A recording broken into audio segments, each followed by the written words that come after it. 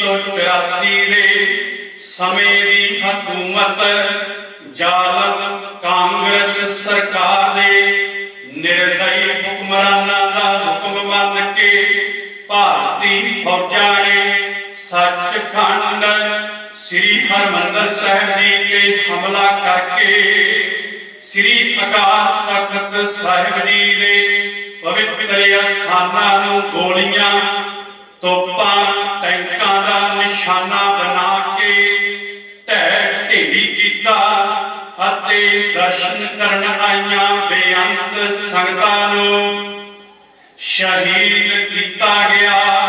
दमदमी टकसाल दे 14वें मुखी बाबा कौम संत ज्ञानी जरनैल सिंह जी खालसा भिंडरांवाले, भाई अमरीक सिंह जी प्रधान all India Sikh student federation, Baba Thahra Singh ji general Bhai Shubeg Singh ji दे साथी सिंघां नाल मिल करके आप जी दे पवित्र अस्थानां गुरधामां दी आन अते शान दी खातर चढ़ के आईयां फौजां दा डट के मुकाबला करदियां धर्म युद्ध करदियां आप शहादत प्राप्त की।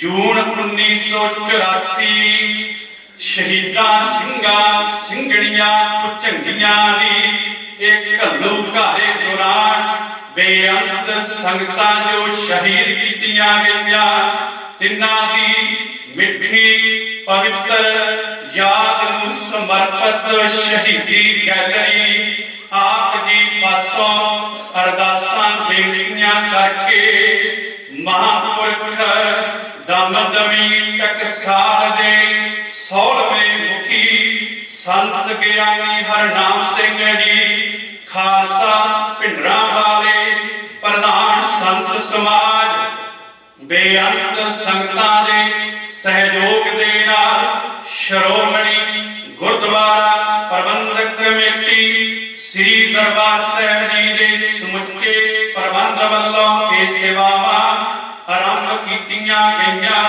अज ये सेवावां संपूर्ण होईयां। सतगुरु जीओ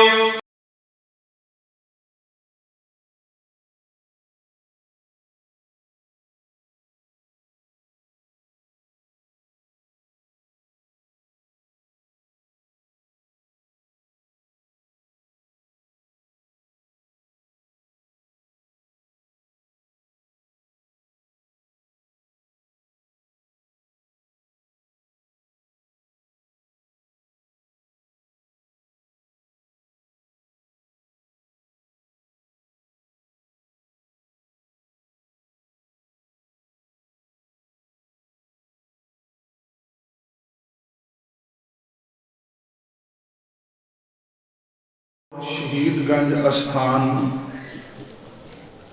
बाबा गुरबख्श सिंह जी इस अस्थान ते जिस अज शहीदी गैलरी का उद्घाटन किया गया है, संत बाबा जरनैल सिंह जी खालसा भिंडरांवाले उन्हां दी अगवाई विच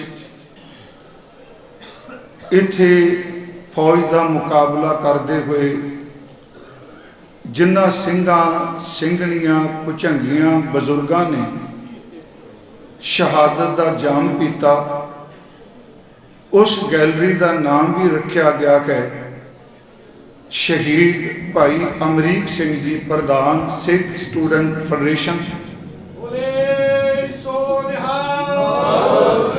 भाई साहब भाई बाबा ठाहरा सिंह जी, जनरल शबेग सिंह जी, आप वो भी सज्जन मौजूद ने जिहड़े उन्हां दिनें च दरबार साहिब कीर्तन कर रहे सन।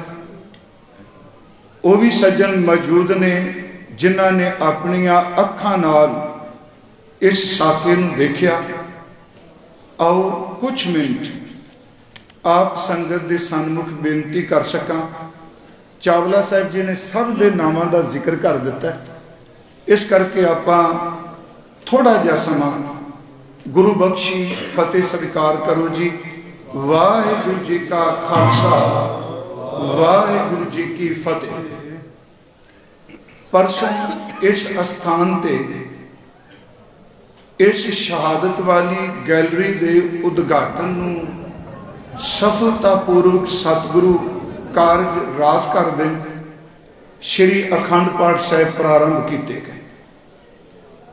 अज भोग पाए गए ते गुरु ग्रंथ साहिब सच्चे पातशाह जी ने इन्हां 3 दिनां दे जप तप की जो असीस दी, वो धन गुरु अर्जुन देव महाराज जी का बचन, कोई जन हर्षों देवै जोर, चरण गहो बकू सुबरसना, दीजह प्राण अकोर।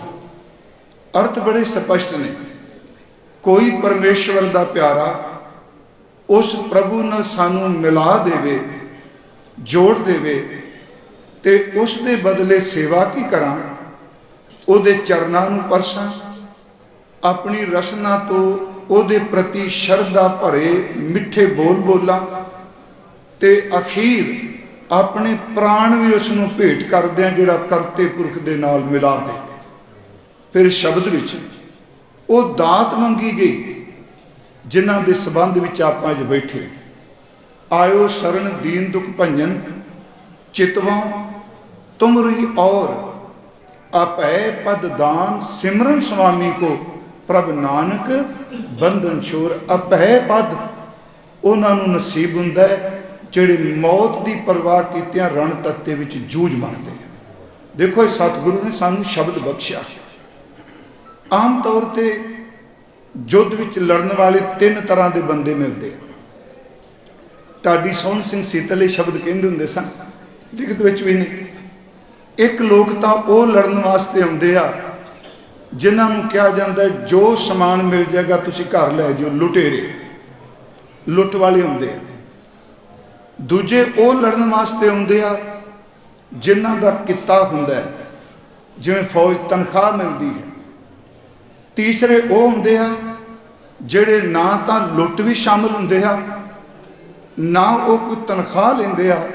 सच एवे को सिर्फ प्रेम दे बज्जे हुए अपने आप नूं सच की खातर कुर्बान करने वास्ते हुंदे। साडे इतिहास विच एक घटना है दमदमा साहिब की। उत्थे गल हुई जदों भाई डल्ला जी ने यह शब्द कह अमृत छकन तो बाद भाई डल सिंह जी उन्हें कहा महाराज तुसी मैनू चेते कर दे, मेरे सूरमे मेरे सिपाही। वो वार वार कह रहे सन। सतगुरु ने कहा नहीं वो बहुत बहादुर सिंह जल्लड़े। कहना नहीं महाराज मैनू चेते कर दे, मेरे सिपाही देखो। हजूर ने बंदूक की परख कर लग्या कहा डलिया तेरे सिपाही बड़े ताकतवर ने, आ सामने लिया पा निशाना परखी। मुकदी गल की सारे जवाब दे गए। फिर भाई धीर सिंह ते भाई वीर सिंह दस्तार सजा रहे, उन्हें आवाज़ सुनी। वो एक दूजे तो बढ़ के वध के अगे आउण।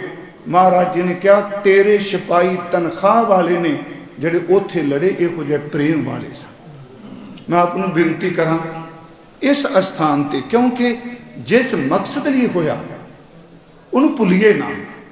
पंजाब के हकों लई, सिक्खी के न्यारेपन नूं कायम रखने वास्ते, क्योंकि मकसद यही सी, कोई निजी घरेलू मकसद थोड़ा सी।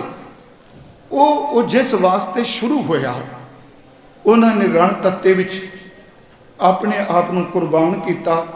ते सच एवे अज मैं देख रहा सा, मैनूं बचन चेत्या नाना रण रूतो नर नहीं करे। आ शब्द बिल्कुल टिकदा उन्होंने टुकदा है भगत कबीर साहब दा जी। नाना रण रूतो नर नहीं करे, जंग तपिया होवे रण तत्ते च नहीं करे दर ते दृढ़ता नाल बह जाए। बस ये ना देखे हुण 2 ने 4 ने लखां ने। नाना रण रूतो नर नहीं करे, ना निवै ना पुन संचरे।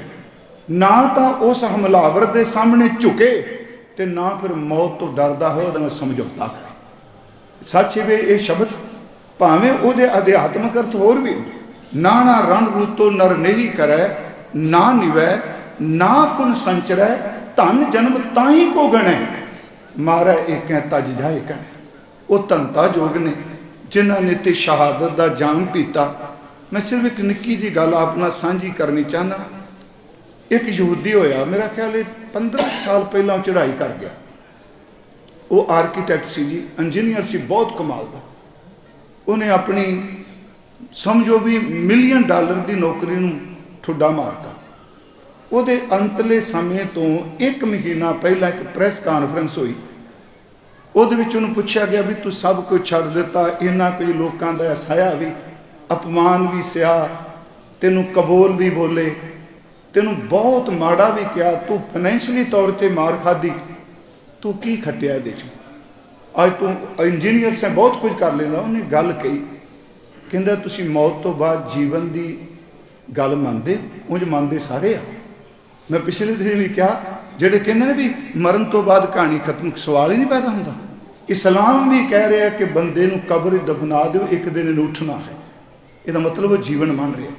ईसाईयत भी मान रहे, हिंदू भी मान रहे, ਅਸੀਂ ਵੀ ਇਸ ਚੀਜ਼ ਨੂੰ ਮੰਨਦੇ ਹਾਂ ਜੀ। ਉਸ ਵਕਤ ਉਹਨੇ ਕਿਹਾ ਤੁਸੀਂ ਮਰਨ ਤੋਂ ਬਾਅਦ ਜੀਵਨ ਮੰਨਦੇ ਹੋ? ਜਿਹੜੇ ਸ਼ਹੀਦ ਹੋ ਗਏ ਉਹਨਾਂ ਨੂੰ ਮੰਨਦੇ ਹੋ? ਉਹਨਾਂ ਕਿਹਾ ਹਾਂ।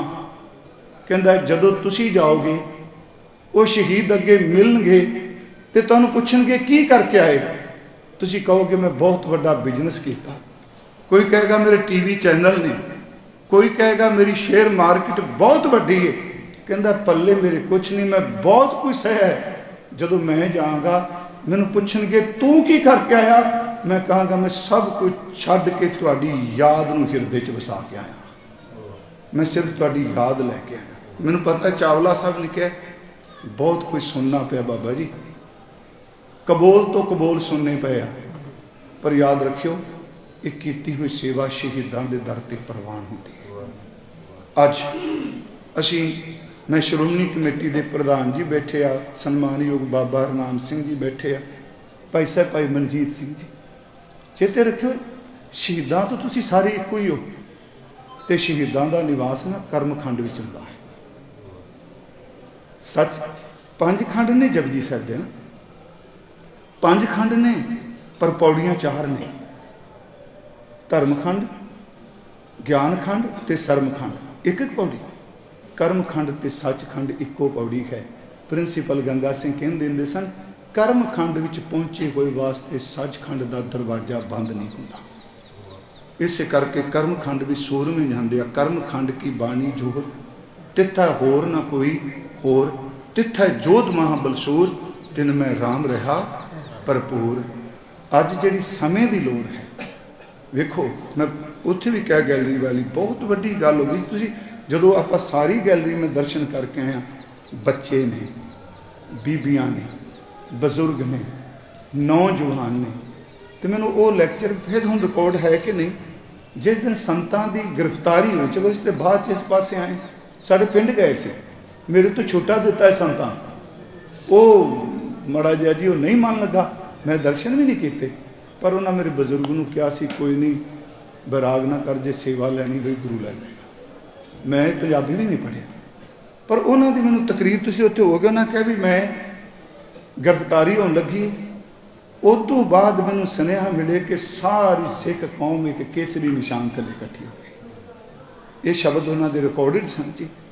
अज जिहड़ी समय की लोड़ है भाई, एक होवांगे तो निशाने मंजिल वाल अगे वधांगे। जे एक एक होके तुरदे रहे, एक होना एक होना, एक होंदा एक एक होके तुर पैना, एक एक होके तुरांगे तो खुआर हो जाएंगे। उन्होंने शहीदों नूं अज असीं सारे याद करने वास्ते आए हैं। साडे गगवाणी साहब जिन्होंने डॉकूमेंटरी सारी बनाई है, इस संगत में बेनती करांगे भी सारी संगत आए, आके देखे, तो खास करके अज तो नहीं लग रहा, अज तो फिर देख के आए हैं, जून के महीने नूं देखियो और कोई चेंज हो गया, फर्क पिया होगा। तो मैं एक बार लिखा सी, फिर चढ़िया महीना जून का, साडे सीने पाया शेख, तू लांबू लाया तख्त नूं सानू अजे भी दिंदा से। उन्हां शहीदां नूं आपां सारे याद करना है। तो मैं श्रोमणी गुरुद्वारा प्रबंधक कमेटी के मुख्य देवादार साडे बजुर्गों तो एडवोकेट हरजिंदर सिंह जी धामी, सारा परिवार, संत बाबा जरनैल सिंह जी के वड्डे बेटे, सन्मानयोग भाई साहब भाई अमरीक सिंह जी की बेटी, ਜਰਨਲ ਸ਼ਵੇਕ ਸਿੰਘ ਜੀ ਦੇ ਭਰਾਤਾ ਜੀ ਦੱਸ ਰਹੇ ਸਨ, ਇਹ ਸਾਰੇ ਆਏ ਆ ਜੀ। ਹਾਂਜੀ, ਬੇਅੰਤ ਸਿੰਘ ਜੀ, ਆਪ ਸਭ ਨੂੰ ਅਸੀਂ ਤੁਹਾਡੇ ਲਈ ਕੀ ਸ਼ਬਦ ਕਹਿ ਸਕਨੇ ਹਾਂ। ਸ਼ਹੀਦ ਵਾਸਤੇ ਕੋਈ ਲਫ਼ਜ਼ ਨਹੀਂ ਰਹਿੰਦਾ, ਬਸ ਇੱਕੋ ਕਿਹਾ ਜਾ ਸਕਦਾ ਹੈ ਕਿ ਤਿਨਾਂ ਦੀ ਕਮਾਈ ਦਾ ਧਿਆਨ ਧਰ ਕੇ ਬੋਲੋ ਜੀ ਵਾਹਿਗੁਰੂ। ਵਾਹਿਗੁਰੂ ਜੀ ਕਾ ਖਾਲਸਾ, ਵਾਹਿਗੁਰੂ।